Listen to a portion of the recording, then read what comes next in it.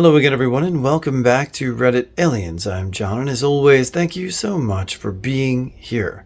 A good topic? Let's do it. What's the creepiest thing that has ever happened to you personally that made you question reality? Please remember to like, share, and subscribe. This happened a few years ago. I was visiting my ex at his parents' farmhouse. He was throwing a little party and everyone was drinking, including myself. One of the girls there wanted to go for a ride on the quad bike, and I said I'd jump on behind her, obviously thinking she was sober, but stupid enough of me not to ask. Anyway, she starts it, and we're going for a nice drive at a pretty fast speed, until I noticed that she was heading right toward an old, dried-up farm dam that was deep and full of rocks. I started yelling at her to steer the other way, but she wouldn't listen to me until the last minute, when she yanked the wheel, heading toward a barbed wire fence. In that moment, a man's voice came into my mind to tell me to jump off the bike on my left-hand side, whereas I'm right-handed. But I listened and jumped off to my left. Everything went black for a second, and then I opened my eyes. The first thing I noticed was that I was sitting cross-legged on the floor next to the fence that had been run over. I looked behind me and saw the girl having a seizure. She stayed on the bike, crashed through the fence, and hit a very mature gum tree. The bike was toppled over on its right side. The girl had broken her neck and had internal bleeding. All I needed was one stitch from the barbed wire fence that stabbed me in the foot. My dad always said that my past grandpa was always looking out for us, and I guess it's true. I told both of these stories before, but when I was younger, like around 11 or so, I would sleep in my sister's bed when she wasn't home since she had a nice heated waterbed.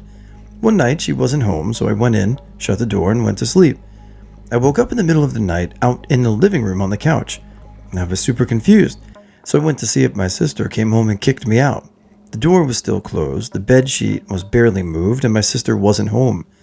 That morning, I asked my parents if they moved me, but they said they didn't wake up all night. My sister came home and said she had no idea what I was talking about. I had no reason to think she was lying, since it would be dumb to put me there in the middle of the night and leave again.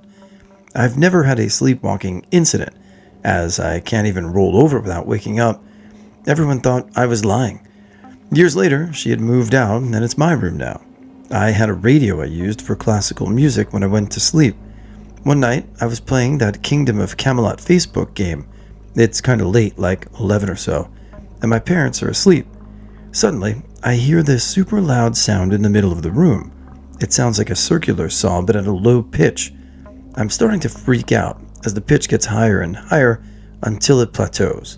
Suddenly it cuts off and the radio in my room turns on. I was so scared that I just looked at my door for a few minutes, trying to decide what to do. I eventually went in and shut it off, but I didn't sleep that night. I asked my parents about it and they never heard anything. I again slept all night. I never slept well in that room again for the remaining years I was there. I still feel weird about it after 15 years. I heard my mother yell for me from the kitchen of my house one morning. My mom wasn't at my house. It was 5 a.m. She was asleep at her own place.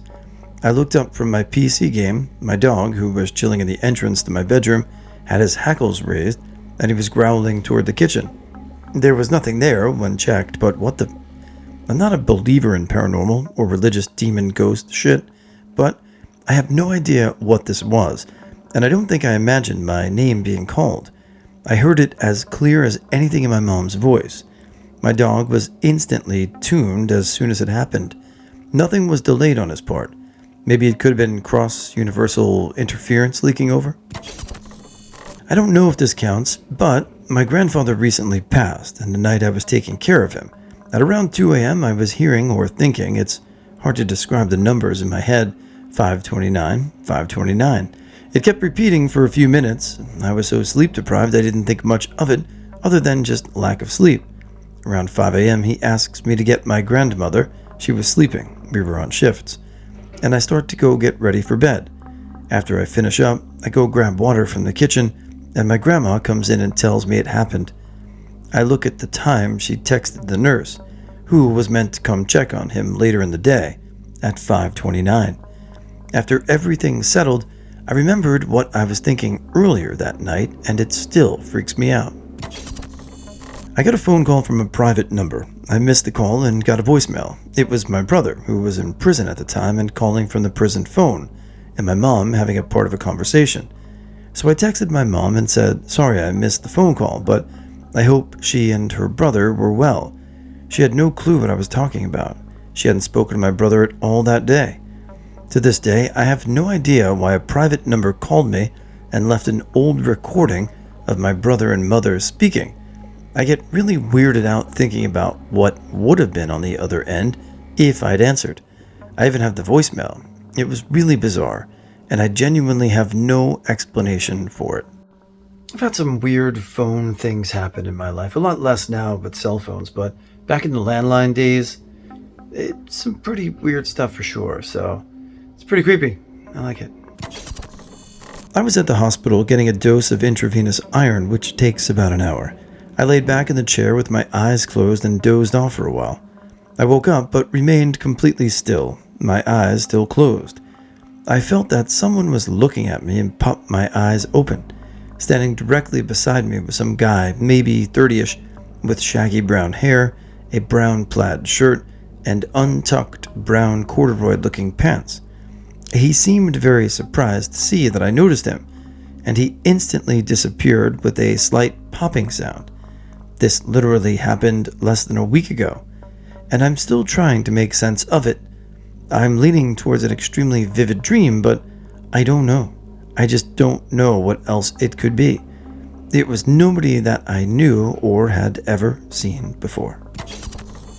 The building in my apartment is parallel to another building of the same type. The apartments can see the windows of the opposite apartments very easily. One evening, already dark, I look out my window and see some other windows with light. I see a person looking out of it, rather a shadow. When I close my left eye, it's gone. When I look with my right eye, or both, it's there. After some further testing that evening, it appeared my eye just broke light in a weird way that day.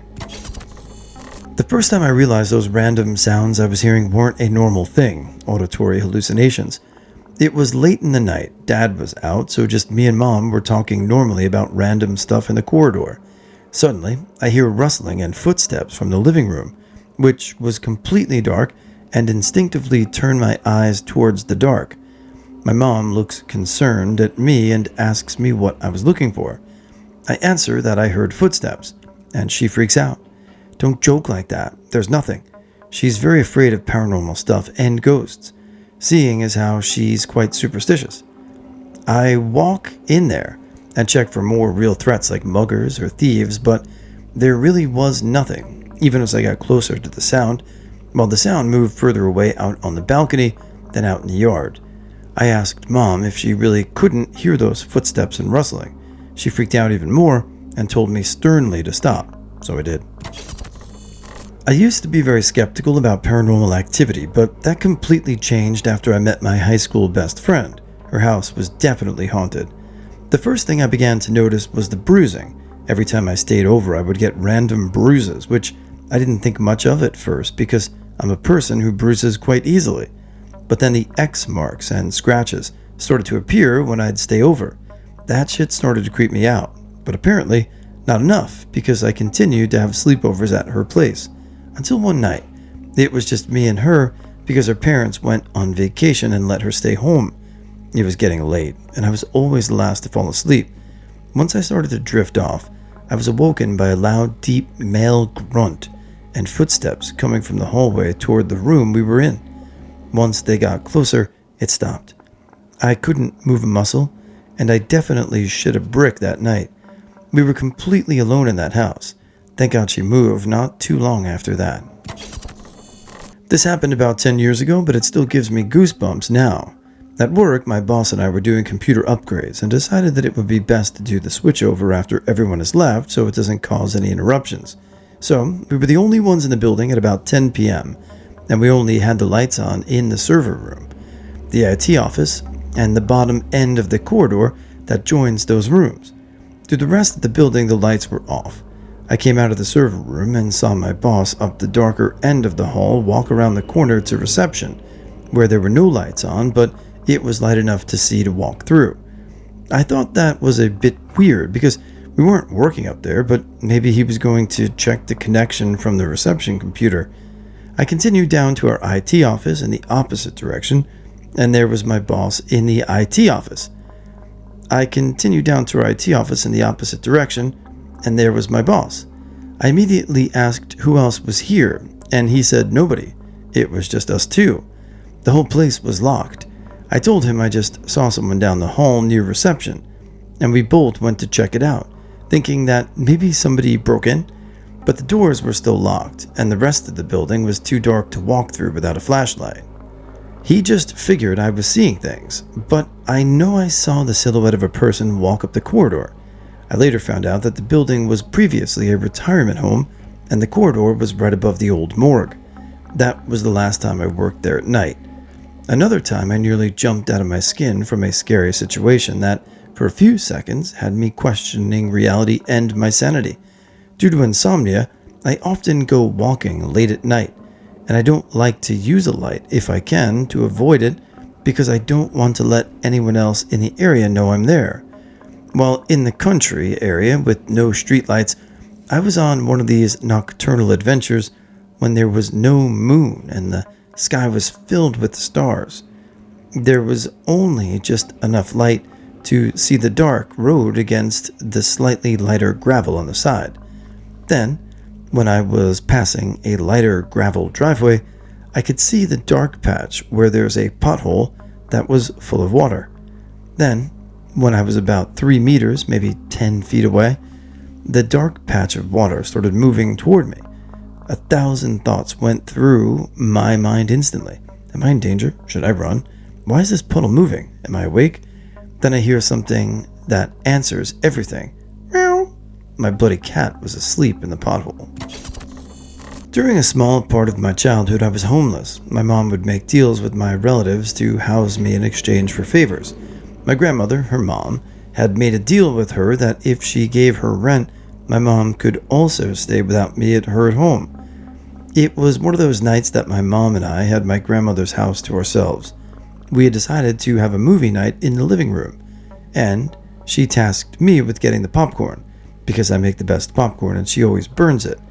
My grandmother's house sits pretty high, and the kitchen itself sits on a level below everything else. So there are 3 7-inch brick stair slabs that lead you to the kitchen from the living room. As I'm walking down the stairs, I hear a voice, clear as day, whispering, "Hey," in a man's voice. He sounded hushed and frantic, so it made me jump and turn quickly. He was right next to my ear, and it was so clear, but when I turned, nothing. I must have done 3 or 4 double takes in every direction. I was terrified. I ran back and fell into the living room, jumping over the stairs completely. I told my mom, and she checked the house and even looked outside the kitchen window above the sink. Nothing. But I swear I heard someone. I could feel it next to my ears, and I had the kind of fight or flight panic you get when you know you just experienced something unsettling. And the answer to it is probably worse than not knowing. Needless to say, we cut our movie night short, and I spent that entire night wide awake, tossing and turning. I thought that was the last time I'd experienced something like that until a few years later. I was sitting on my grandmother's porch, my dad's mom. She had one of those wooden rockers that I like to sit on and sunbathe on. Sometimes her black cat, Boo, would come and join me in the direction, just admiring how pretty the day looked. I'm watching the carpenter bees buzz around her wooden porch when again I hear, "Hey." I wiped my head toward the sound, and there's Boo, right where I heard the sound. He's not making biscuits or lying down anymore. He's staring right at me. I was so confused, and being a little kid at the time, I just stared at Boo, leaned in and asked, "Did you hear that?" And obviously he didn't respond, but I really didn't know what to do in that moment. I just decided to go back inside and watch TV, but yeah, disembodied voices in 2 different locations at 2 different times in my life, but it was the same guy each time. I don't know. I can't really explain that one. I keep it in the vault of my brain. I was on student exchange in Germany on the other side of the world from my family. One night I was getting ready for bed when I very clearly heard my mother's voice calling my name. It was real enough for me to immediately stop what I was doing and look around for the source of the audio. But there was nothing that I could see. The radio and TV were in my room well off, and the only voice clearly came from inside the room, not outside. Since then, over 20 years ago, there have been a couple of times where I've been alone and I've heard a voice like it was right next to me with no obvious source. I've had lots of creepy things happen to me, but I don't think I've shared these two here. I worked at a vet clinic that was built in an old house in a historic neighborhood. I couldn't tear it down or redo the outside. One night, I was getting everything ready to leave for the night. I was by a window, and I saw a man walk by the window. My first thought was that someone was skulking around outside, and I saw a man walk by the window. My first thought was that someone was skulking around outside. I'm going to read this again. I've had a lot of creepy things happen to me, but I don't think I've shared these two. I worked at a vet clinic that was built in an old house in a historic neighborhood. I couldn't tear it down or redo the outside. One night, I was getting everything ready to leave for the night. I was by a window, and I saw a man walk by the window. My first thought was that someone was skulking around outside, all female staff, so the man definitely wasn't an employee. But then I realized I was on the second floor. There was no possible way for a man to walk past the windows the way I saw. It turns out my coworkers had seen similar things. At the same clinic, when you walked upstairs at night, it would sometimes sound like someone was running up the stairs after you. It was creepy. Another time, when I was a preteen or early teenager, I got off my bed to walk to the bathroom before stopping in front of my TV because something on the TV caught my eye. After a second or two of standing there, I felt a strong urge to move to the side, so I did. As soon as I moved, a doll fell off the shelf, an antique doll of my grandmother's, my grandmother's made, and landed right where I had been standing. It was very odd. A tie between two things.